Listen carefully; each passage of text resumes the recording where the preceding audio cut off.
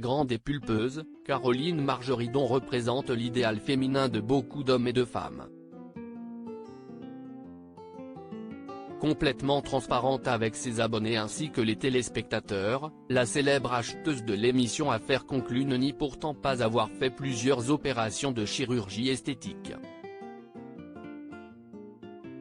Comme elle l'explique dans son livre autobiographique, elle a succombé à sa toute première intervention lorsqu'elle s'est séparée du père de ses 2 enfants.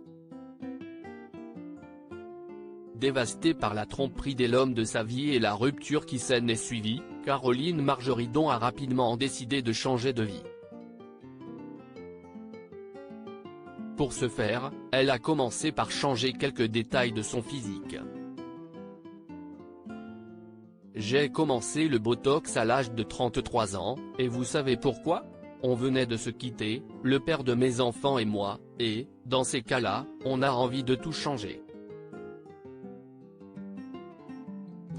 Mon ami de toujours, Jacques Oana, le frère de ma Claudine, chirurgien esthétique, n'a pas voulu me refaire le nez, que j'avais cassé petite sur une baie vitrée.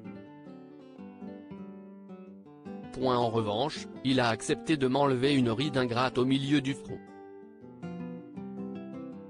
Elle n'est jamais revenue depuis, je ne sais pas ce qu'il a injecté comme produit, explique-t-elle dans les pages de son livre intitulé Libre. Je veux juste bien vieillir. Après ses premières injections, Caroline Margeridon succombe aux vraies opérations et commence par faire refaire sa poitrine. Depuis, il a refait mes seins à 54 ans.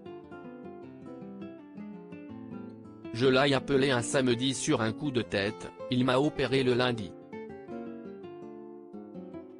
J'avais des seins énormes en sortant, heureusement, ils ont rapidement dégonflé, se souvient-elle. Si elle n'hésite pas à modifier son apparence quand elle en ressent le besoin, la meilleure amie de Sophie Davant sait néanmoins où se trouvent ses limites. Je suis pour la chirurgie esthétique à condition de ne pas se transformer. Les énormes seins ou la bouche de Mérou, ce n'est vraiment pas pour moi, assure-t-elle. Aujourd'hui, la jolie blonde affirme que ces petites opérations l'aident simplement à traverser les années sans trop se détester. La dictature de la beauté ne me touche pas, je ne veux pas avoir l'air d'une minette, et encore moins d'une bimbo, je veux juste bien vieillir, comme nous tous j'imagine, conclut-elle.